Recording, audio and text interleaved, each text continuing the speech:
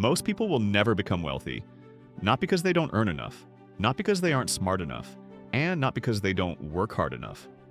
In fact, some of the highest paid people in America are living paycheck to paycheck. Meanwhile, others quietly build fortunes on ordinary incomes. So what's the difference? According to the psychology of money, it's not knowledge, it's behavior. And understanding that difference could change your financial future forever. The Psychology of Money by Morgan Housel has become one of the most influential personal finance books of the last decade.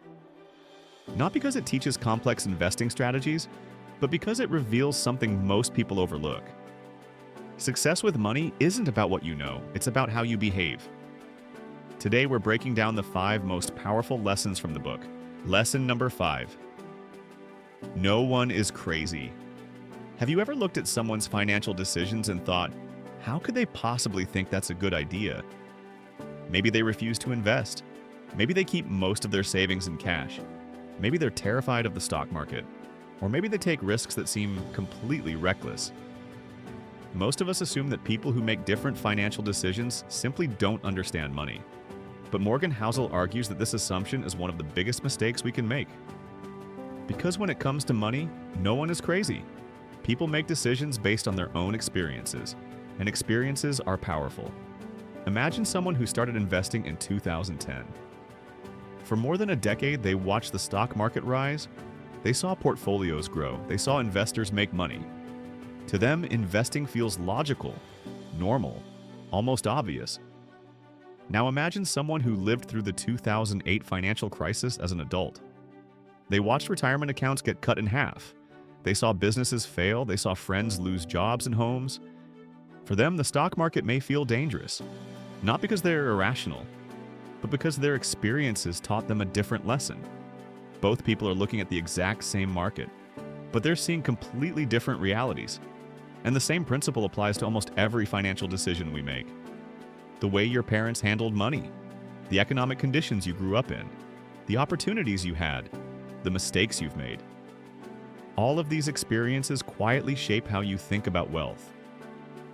That's why financial advice often sounds simple but feels difficult to follow, because we're not starting from the same place, we're not carrying the same experiences, and we're not fighting the same fears. The lesson here isn't that everyone is right, it's that everyone has a reason. And understanding that reason can help us become more open-minded about money and more aware of our own biases. Lesson number 4. Wealth is what you don't see. When most people think about wealth, they picture the visible signs of success. A luxury car, a large house, designer clothes, expensive vacations. The kind of lifestyle that immediately signals to the world that someone has money. And that's understandable after all. Those are the things we see. They're the things social media shows us every day. They're the things advertisers constantly put in front of us.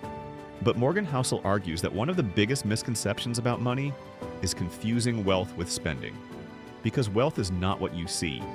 Wealth is what you don't see. Think about it. If someone buys a brand new luxury car for $80,000, everyone notices. People see the car, they admire it. They assume the owner must be wealthy. But what nobody sees is the money that no longer exists. The money that was spent. The money that could have been invested. The money that could have continued growing for years. That's the paradox.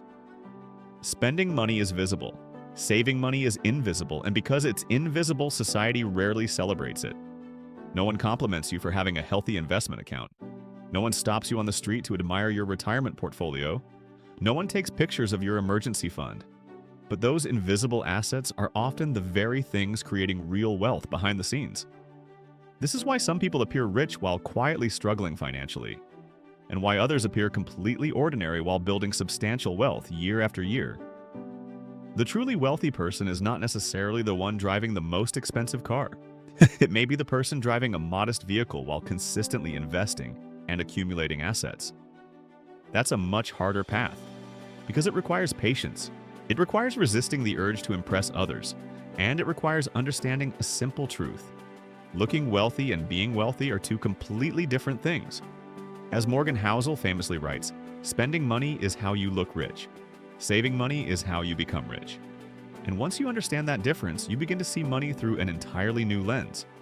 You stop asking, what can I buy? And start asking, what can I own? Because ownership, not appearance, is what creates long-term wealth. Lesson number 3. Freedom is the highest dividend. Most people believe money exists to buy things: a bigger house, a nicer car, a luxury vacation, the latest technology. And while money can certainly buy all of those things, Morgan Housel argues that the greatest value of money is something far more important: freedom. Because at the end of the day, wealth is not really about possessions. It's about control. Control over your time, control over your decisions, control over your life. Think about it. Why do people work so hard to earn more money? Why did they chase promotions? Why did they start businesses? Why did they invest? For some people, it's about status. For others, it's about security. But for many, whether they realize it or not, it's about freedom. The freedom to wake up without immediately worrying about bills. The freedom to leave a job they hate. The freedom to spend more time with family. The freedom to pursue opportunities without constantly thinking about survival. And perhaps most importantly, the freedom to say no. No to toxic work environments. No to bad opportunities. No to people who don't deserve your time. The reality is that many people spend years buying things they don't truly need, while sacrificing the very freedom they were trying to achieve. A larger mortgage, a more expensive car, higher monthly payments, more financial obligations. And over time, those obligations quietly begin controlling their lives. That's why two people with the exact same income can experience completely different levels of happiness. One person may be trapped by their expenses. The other may have created enough financial flexibility to live on their own terms. And that's the key distinction, because wealth is not measured by how much you spend. It's measured by how much control you have over your future. The wealthiest person in the room isn't always the one with the most expensive lifestyle. Sometimes it's the person with the most options. The person who has built enough financial stability to make choices based on what they truly want, not what they desperately need. Morgan Housel describes this as one of the highest forms of wealth: having the ability to do what you want, when you want, with who you want, for as long as you want. And when you think about it, that's what most people are really chasing, not money itself, but the freedom that money can provide. Because in the end, the best thing money buys isn't stuff, it's control over your own life. Lesson number 2, enough is never enough. Imagine you receive a raise tomorrow, not a small one, a big one.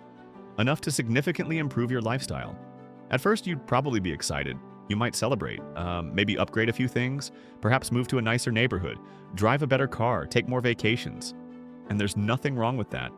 The problem begins when better quietly becomes normal.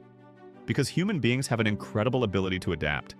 The things that once felt luxurious eventually become expected. The salary that once seemed impossible becomes ordinary. The house that once felt like a dream becomes just another house. And before long, we're chasing the next upgrade, and then the next one, and then the next. This is what Morgan Housel calls one of the most dangerous forces in personal finance: the inability to know when enough is enough. The challenge is that money is often a relative game. People don't compare themselves to where they were 5 years ago. They compare themselves to the people around them. A person earning $80,000 compares themselves to someone earning $120,000. The person earning $120,000 compares themselves to someone making $250,000. And the person making $250,000 compares themselves to a millionaire. The finish line keeps moving, no matter how far you run. And that's why some of the wealthiest people in the world continue taking risks long after they've already won the game. Not because they need more, but because they can't stop chasing more. One of the most famous examples is the story of long-term capital management, a hedge fund run by some of the smartest financial minds in the world. People with extraordinary knowledge, people who had already achieved incredible success, yet they continued to taking larger and larger risks. Eventually, those risks destroyed billions of dollars, not because they weren't intelligent, but because they never defined what enough meant. And that's a lesson that applies far beyond investing. If you don't decide what enough looks like, the world will decide for you. Advertisers will decide. Social media will decide. Your neighbors will decide. Your coworkers will decide. And you'll spend your entire life chasing a target that constantly moves farther away. The happiest, financially successful people often have something in common. They know when to stop. They know what matters to them. And they understand that wealth is not about having everything. It's about having enough to live the life you actually want. Because once you understand what enough means for you, you stop playing someone else's game and start building a life on your own terms. Lesson number 1. Compounding works beyond money. When most people hear the word compounding, they think about investing. They think about money growing over time, a small investment earning returns, those returns earning additional returns. And eventually, after enough years, producing results that seem almost unbelievable, and that's true. Compounding is one of the most powerful forces in finance. But Morgan Housel argues that most people underestimate something important. Compounding doesn't only apply to money, it applies to life. Think about knowledge. Reading one book won't change your life. Listening to one podcast won't make you an expert. Learning one new skill probably won't transform your career. The results seem small at first, almost insignificant. But when you repeat those actions consistently for years, something remarkable happens. Knowledge compounds. The person who spends 10 years learning a little every day eventually possesses an enormous advantage over the person who never started. The same is true for relationships. One meaningful conversation doesn't build trust. One act of kindness doesn't create a lifelong friendship. One day of being a great parent doesn't shape a child's future. But years of small positive actions create bonds that become incredibly valuable over time. Relationships compound. Reputation compounds too. Most people think reputation is built through big moments, but it's usually built through small moments repeated consistently. Keeping your word, showing up on time, being reliable, being honest. Over time, people begin to trust you, and trust opens doors that money alone cannot buy.